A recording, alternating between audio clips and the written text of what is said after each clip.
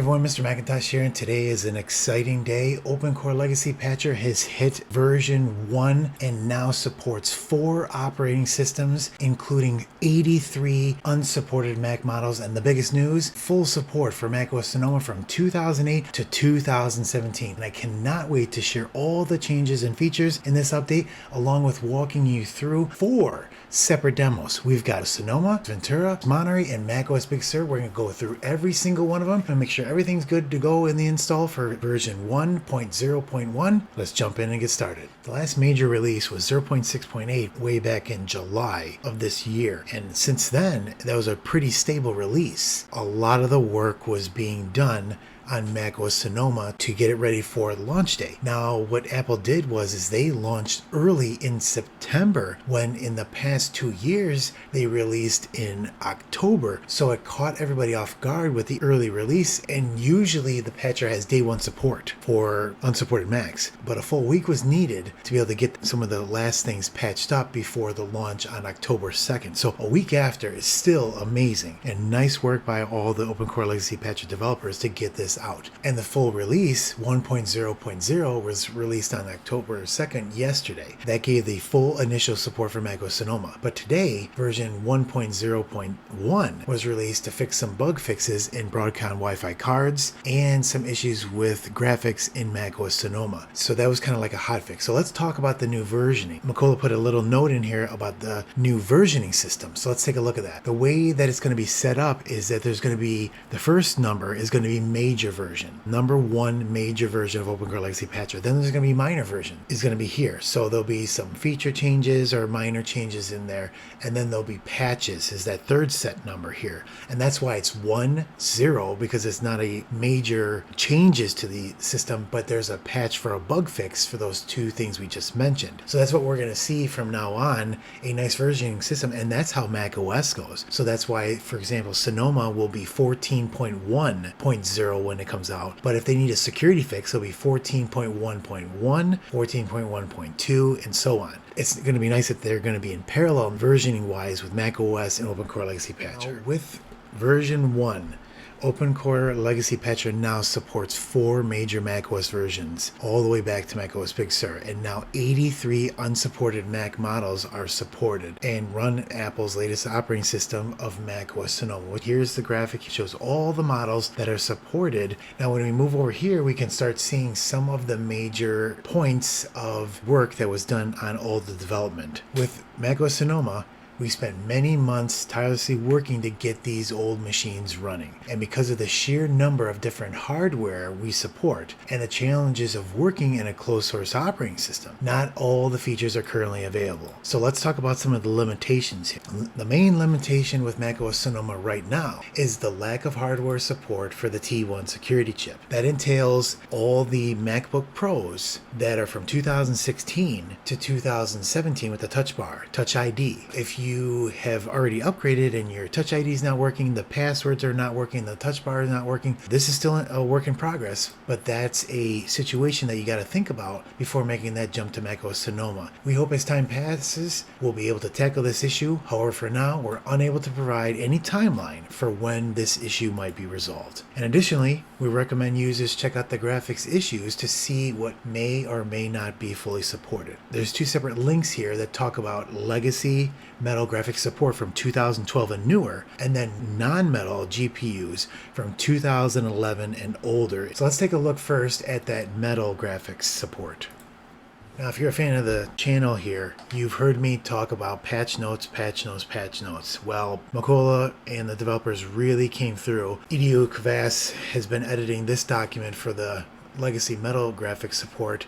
All the developers have been putting this information down. Look at the information that's provided here. They provide sample units, screenshots, full stability issue table here that goes over all the issues, from stability issues to just cosmetic issues, notes, and all the resolved issues that were completed over the last few months that were there in the initial release. Unbelievable amount of documentation and notes here. The level of documentation and detail here is absolutely amazing. Nice work on all of this. And I'll put links to this in the description of the video so you can take a closer look. For non-metal GPUs, 2011 and under, and you can see the contributors here are Macola, Edu Kavas, Ascentine Bot have all worked on the acceleration for non-metal GPU Macs. And you can see the hardware support, the current issues, stability, macOS Sonoma only issues, and the severity and the priority of working on these issues,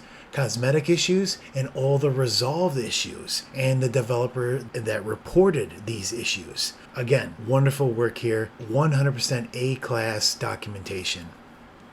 Going over these two really gives you a sense of all the work that was put into getting Sonoma to the state that it is today. As to be expected, macOS Sonoma support is still in active development. This is a community-driven project, and as such, we ask users to keep their expectations in check and use older operating systems if you encounter issues that affect you. So let's talk about that really quick. So the point is that macOS Sonoma is working. I put out a full walkthrough video yesterday and showed you how wonderful it is working right now. But if you install it and your application's not working or something's not functioning the way you thought it would be on Sonoma, that might be part of what we're talking about here and the constant work that developers are putting in squashing all these bugs. That's why I mentioned that we have 4 operating systems here. You can go back to macOS Monterey, macOS Ventura, and those are now solid operating systems. Apple is only going to really be updating security issues on those OSs. So they're not going to be changing major parts of the operating system, screwing up all these patches and causing possible issues in the future. So that's why those operating systems are recommended if you want a stable operating system. So that's something to definitely keep in mind here. I've mentioned this in most of my videos. If you use the patcher and you have the means and you feel like you would like to support the developers in what they do so they can get hardware and all the different Mac models that they need for testing, you can go to the new Open Collective website that will take all donations and go directly to the developers. So again, if you have the means and you feel like you want to be able to give back to the developers, have a look at Open Collective's site. Now let's have a look at the changelog for 1.0.1. We've got resolved rendering issues on Intel Ivy Bridge GPUs. We also have an update to non-metal binaries for macOS Sonoma that resolves multiple graphics issues, resolves an unresponsive callus buttons, resolves window unfocus issues, and resolves menu bar fonts not changing color automatically. Beta menu bar is enabled, and I showed that in the walkthrough that if you wanted to be able to change that, for example, the default wallpaper has a really light bar here at the top, and it's hard to see the white menu bar, so you can go in there and check. But now if you have the beta menu bar option enabled, it'll automatically switch. Also, it improves the lock screen clock transparency. You can see the clock and date a lot better because they lower the transparency to be able to see that properly. So that's a great fix there. Also, there was some random Wi-Fi agent crashes that was adjusted, and there was additional error handling for corrupted patcher settings if there was any. Also, there was a change made to avoid listing the PCI FaceTime camera patch on pre-Sonoma operating systems, and that's only a cosmetic root patching UI change, and it was removed to avoid confusion. And that's it for 1.0.1. But we're still gonna go over all the changes in the 1.0.0 because there was a lot of changes in the major release.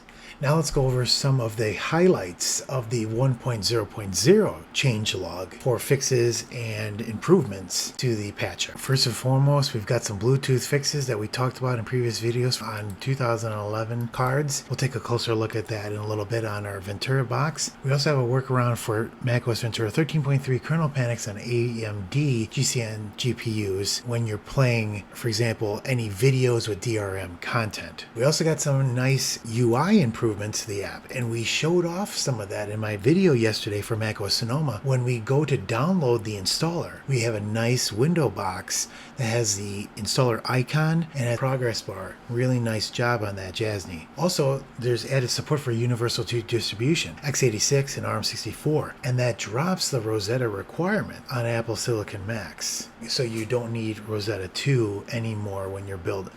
Also, we've got an update to font handling code to fix font issues on OS X Yosemite and El Capitan. You can build Ventura installers all the way back to El Capitan but you can only build Monterey and lower on Yosemite. But it's nice to see that there's still support for building on those older operating systems. Also, there was some fixes around widgets that were freezing on Intel Ivy Bridge and Haswell iGPUs. Now here are some of the major issues that were resolved for macOS Sonoma that were worked over the summer. Now we also got an OpenCore release to 0.9.3, and we'll take a look at that when we do our OpenCore install update walkthrough.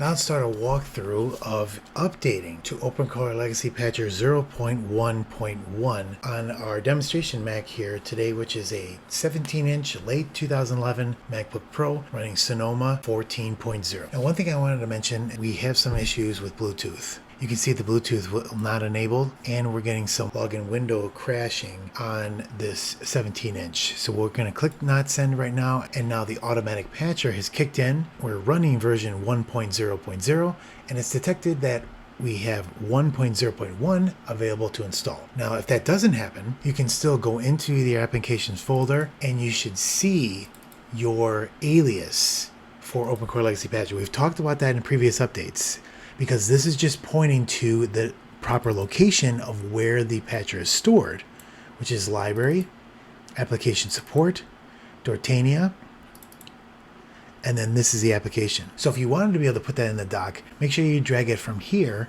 or you can actually put the alias into this bar over here, or just move the current open app. We can just move it from our recently opened apps over to our main dock, and now we have it located here. So you can actually verify that by clicking options, right clicking on it, clicking options, and then show in Finder, and you can see it points right here. If you've moved the application in here for a first time install, that's fine, because as soon as you update the root patches, it'll replace it with the alias.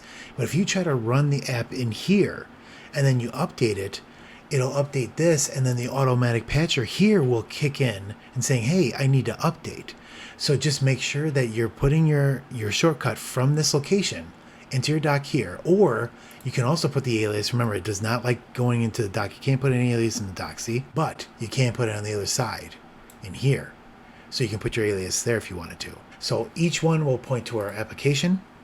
So we'll close these windows, and then we'll go back to our updater window, and we are ready to download and install 1.0.1. And there's that new graphical user interface that we talked about that Jasny put together. Really nice look, adding the application and our full progress bar with time left, the amount of megabytes downloaded, how many total that we're downloading, and even the speed that it's downloading of. Okay, just about done downloading. Extracting the update. Type in our password. The update has been installed, 1.0.1 to Library Application Support Dortainia. Now the update is successful. Now the nice thing about the automatic patching system here is it opens up the new version, so we can move this down so you can see what that looks like. And you can see the new version running here. And it automatically tells you that with the new version installed, the application is only step one of that process. Would you like to install the OpenCore EFI bootloader patches to your internal drive to update it to OpenCore 0.9.3? And we do. So let's click on yes. And then we want to install to disk. And we're going to install to our internal hard drive and the internal EFI. Password.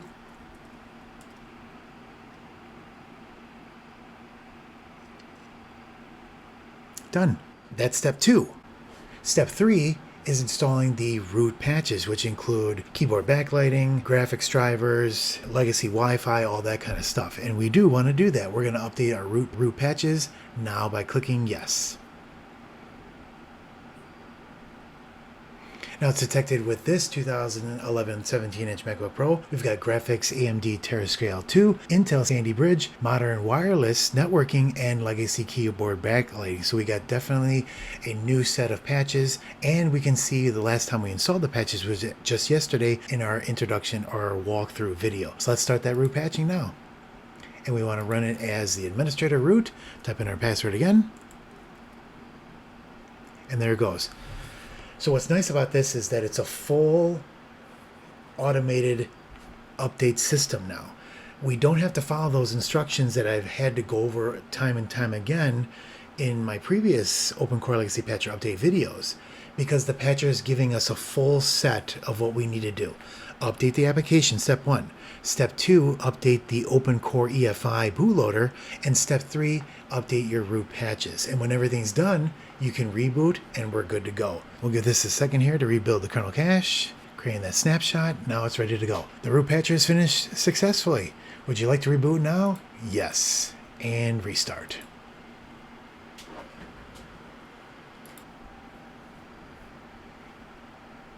Alright, now we are on 1.0.1 OpenCore Legacy Patcher, and we have the latest version of root patches and OpenCore EFI bootloader installed. We can click that and verify by clicking post install root patch, and we can see here that we have all the applicable patches are already installed and the date.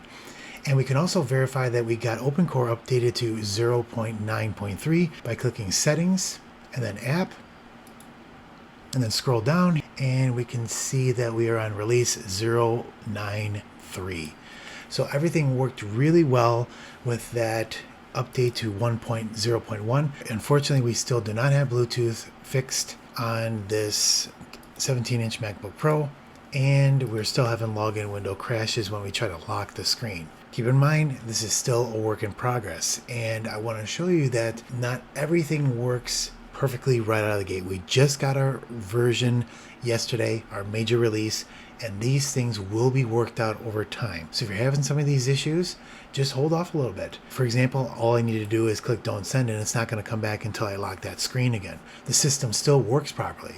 And if you need that Bluetooth, then you just can hold off for now until that can be fixed. So that's OpenCore Legacy Patcher 1.0.1 on macOS Sonoma 14.0. Let's talk about macOS Ventura. Our demonstration Mac here is a early 2011 15-inch MacBook Pro, and we are running OpenCore Legacy Patcher version 1.0.1. The installation went okay with no problems on OpenCore and on the post-root install patches. We are running macOS Ventura 13.6. All we have is a standalone Safari update, and we can install that later, that's fine. But I wanted to call out something really important that I've mentioned in my earlier videos. Look how you can see that macOS Sonoma here is showing up in software update for macOS Ventura, but again, it is recommended by the developers to not upgrade through software update. The idea here is that you use the OpenCore Legacy Patcher app to create a macOS installer of macOS Sonoma and then boot to that and upgrade that way to Sonoma. And that's a safe way to do it, because if something goes wrong, you have your USB to go to. If you try to go through here and it all fails, your system's not booting and you're going to be in big trouble. Now, some people have done it this way and it works for them, but why take that gamble? Follow those recommended procedures from the OpenCore Legacy Patcher developers. Now let's take a closer look at the system. So we close system settings and we look, we've got Wi-Fi, we've got our sound, and we've got our Bluetooth. So let's take a closer look at that Bluetooth settings.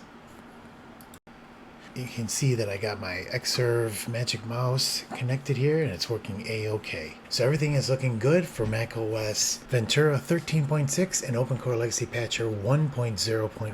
Now let's take a look at macOS Monterey on 12.7, the latest version, and OpenCore Legacy Patcher 1.0.1. The EFI OpenCore patches installed properly and the post-install root patches also installed. No issues there. We have our Bluetooth is functioning properly. We got our sound working. We've got our Wi-Fi working. Everything is looking good. And like I mentioned earlier in the Ventura section, we see macOS Sonoma 14.0 as an upgrade here. We don't want to do that. We want to make sure that we go through our OpenCore Legacy Patcher application, create that installer, and upgrade to macOS Sonoma that way if we want to be able to do that. So again, everything looks good on macOS Monterey. Now let's talk about macOS Big Sur. Good old trusty macOS Big Sur, unfortunately, has hit the end of the run. 11.7.10 is the final update for macOS Big Sur. It has served us well since November of 2010, but Apple is no longer going to send any security updates or any updates to it anymore. But it still works as an operating system. We're running 1.0.1. We are up to date with 11.7.10. We've got our sound, we've got our Wi-Fi, and we are good to go on our Bluetooth too. You can see here we've got our Xserve mouse that we used previously to connect. No problems at all. So we're looking good for macOS Big Sur on our late 2011 15-inch MacBook Pro.